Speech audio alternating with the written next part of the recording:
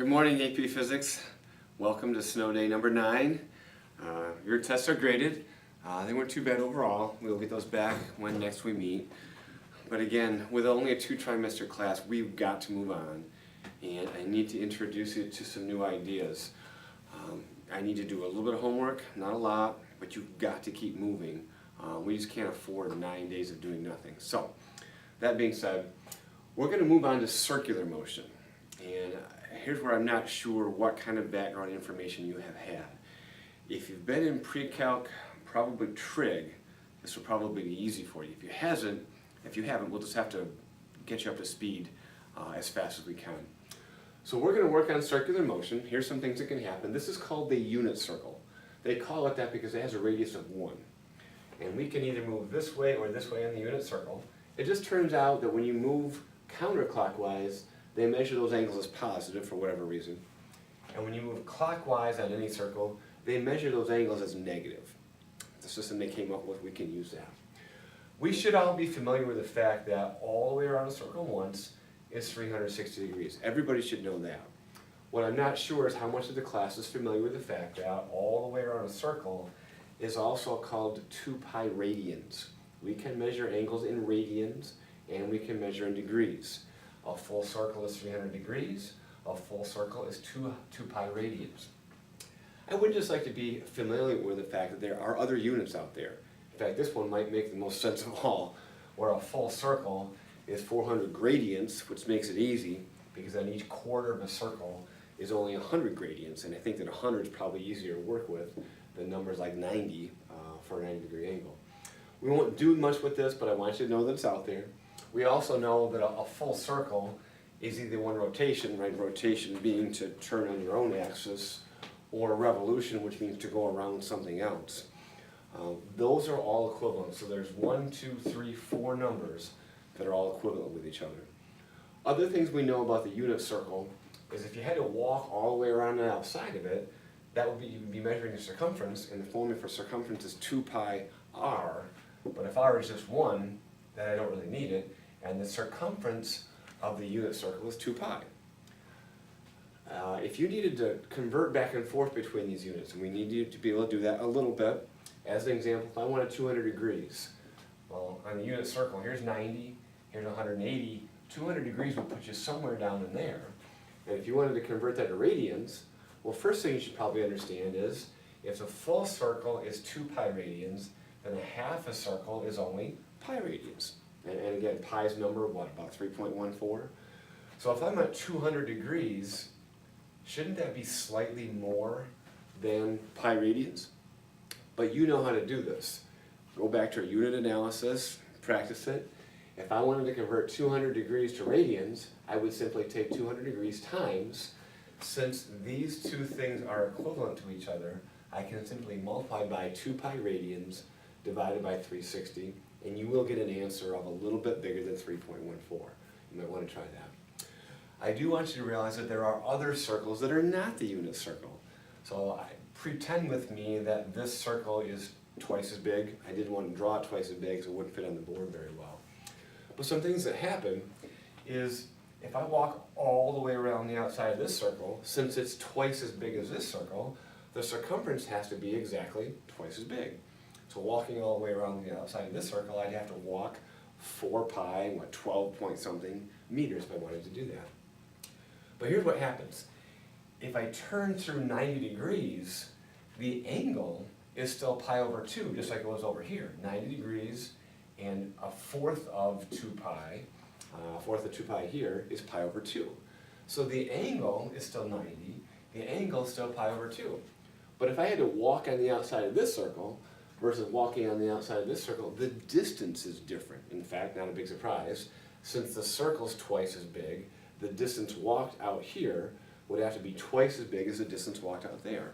And here's how the numbers shake out. If the full circle has a circumference of 4 pi, then if I only walked around a fourth of the outside of the circle, I would walk pi. This is how far I walked, and you're used to x for meaning distance. We're going to use theta as the angle. The angle is only pi over 2. Over here, I want you to notice what happened. If I go through this angle in this circle, the angle is pi over 2. And because I walked through a fourth of the circle, 1/4 of 2 pi is also a distance of pi over 2. So over here, the angle is pi over 2, and to this spot, the distance traveled is also pi over 2, but that's simply because the radius is 1. If we start jumping out to bigger circles, please don't expect the angle and the distance walked to be exactly the same, because here they're not. And the angle is still pi over 2, but since I've walked a fourth of this circle, I've actually walked a distance of pi. And at some point, we might notice that this number is simply this number times the radius of the circle. And that is a truism. We could write that in general. How far you've walked is the angle through which you've walked times the radius of the circle. And think about that, see if that makes sense. If I want to know how far I've walked around the outside of a circle or a portion of a circle, it depends on the angle. It should make sense to you that the bigger the angle through which I walked, the further I had to walk. And the size of the circle has to matter too. If I pick an even bigger circle and I take the same angle, but it's a bigger circle, I have to walk definitely further away. This is not an equation that's on your formula page. It's something you're supposed to just internalize, think about it. It makes complete sense. How far you walk depends on the angle through which you had to go, and it depends on the size of the circle, and that is definitely a true equation. Here's what we're going to find out. There are a bunch of equivalencies between things we already know and things we're going to have to get used to. So this measures an angle. It measures how far we've gone through, not how far we've walked on the outside, but maybe just the angle through which these little tape marks have gone. That's what theta measures versus how far you walk along the outside, but we know there's a relationship between the two. We've also measured how fast things go, and this is measured in meters per second. We can also measure not how fast, but how many angles per second something goes through. This is more of a how often. So right now, we would say the angular speed is not very big at all. The angle per second is not very big. Now, however, since this wheel is going around more often, we would say that omega is bigger. This is measured in meters per second, is that right? This is going to be measured in radians per second. And again, a full circle all the way around, that's 2 pi radians. So we're going to have to get used to that a little bit. We have how far we've walked and how far angle-wise we've gone around. We have how fast we actually have to run, and we have how often we're going around in circles. Meters per second, radians per second. We also have acceleration, measured in meters per second, how much we're speeding up by or slowing down by. We also have alpha, which is measured in, guess, radians per second. Rate of speeding up distance-wise, rate of speeding up angle-wise. These all have their counterparts, and here's what we found out. X is theta times r. How far you walk depends on the angle through which you've gone and how big the circle is. It's not a big surprise, it turns out, that these relationships hold all the way down. How fast are you going? How fast do you have to run to keep up on the outside of a circle? Well, it depends on how often we're going around and the size of the circle. Definitely the counterparts stick. Not a big surprise, these two are related the same way. If you start with a circle that starts and goes faster and faster and faster and faster, you could ask two things. What's the angle rate of speed uppage, to coin a term, and what's the distance rate of speed uppage, and they're related to each other. And it should make sense, if you have to run around the outside of the circle and go faster and faster and faster and faster, how much you do that depends on how more often we're going around and how big the circle is. We'll do a lot more of this as we go. Let's just take a couple quick relatively easy examples. This bike tire that I just held up here, that has a radius of about 35 centimeters. I just measured it. Okay? If we went through 3 rotations, so here goes the tape mark. 1, 2, 3. If we did that, and let's say 5 seconds, there's a bunch of things we could ask. So as an example, if we went through 3 rotations in 5 seconds, what angle did we carve out? Well, we know that 1 circle, 2 circle, 3 circles, that's 3 rotations. And because each circle, I don't care how big the circle is, every circle is worth 2 pi radians, then we must have gone through 6 pi radians angle-wise. How far did we go? Well, you could look at it 2 ways. You could find the circumference of the circle, right? And then you could simply multiply by 3, or you could go back and use our equation. Either way will work. Eventually, I need you to end up here. So all we would have to do is take our angle, which is 6 pi, right, worth about, what, 19, times the radius of the circle, which is 0.35, and you figure out an answer based on that. How fast did we go? Not how fast meters per second wise, but how many radians per second did we carve out? Well, here's the number of radians we carved out altogether, and here's how long it took us to do so. Just like we would have done before, we want this in radians per second. This is already in radians. This is the number of seconds that it took us to do so. So we would simply take 6 pi and divide by 5. This is in radians. This is in seconds. Whatever this turns out to be is our final answer in radians per second. Again, it's a lot like degrees per second, but physics in general doesn't do things in degrees. Everything gets changed into radians. Probably if you're in calculus, you've been dealing with this a little bit. Again, if you took pre-calc trig, I'm sure you did this. If you didn't, I can spend a little bit more time with you, but we're going to get down to the fact that we're going to use radians. If I wanted a velocity, I could do a couple of things. I could just take, let's see, I could take how far I traveled, and that's how far I traveled right there, right? That is how far I traveled, and divide by the time. You could do that.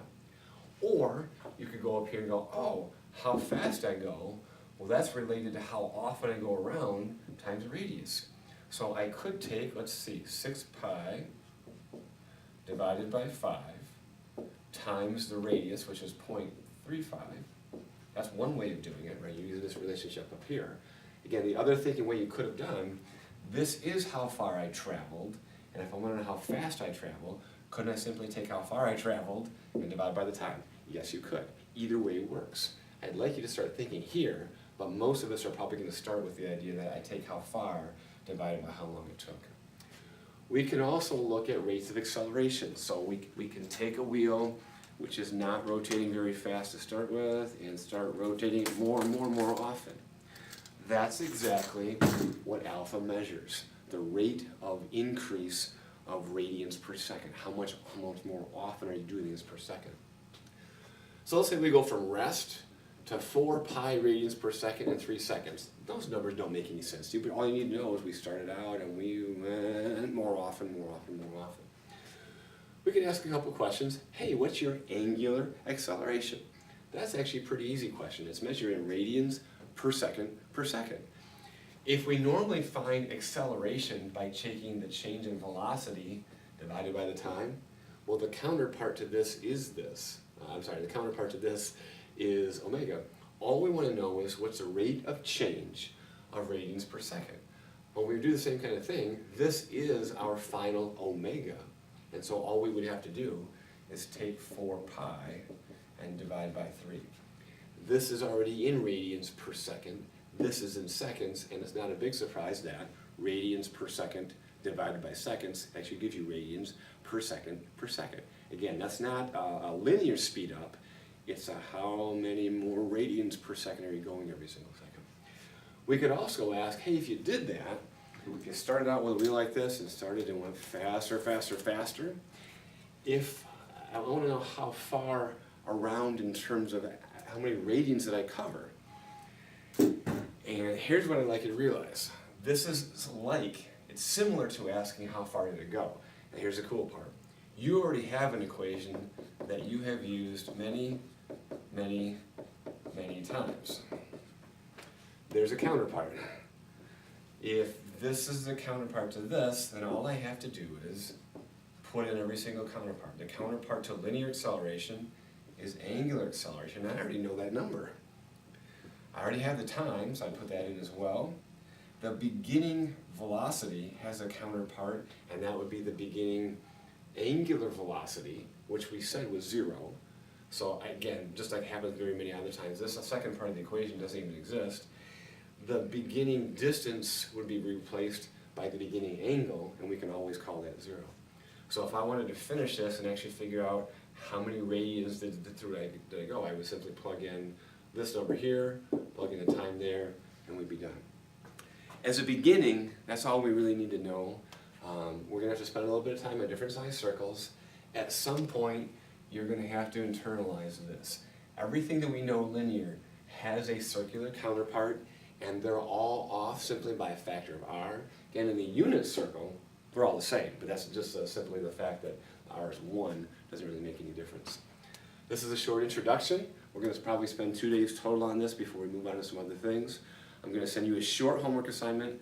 Please keep up with me so that we can be successful as we go. Thanks for watching.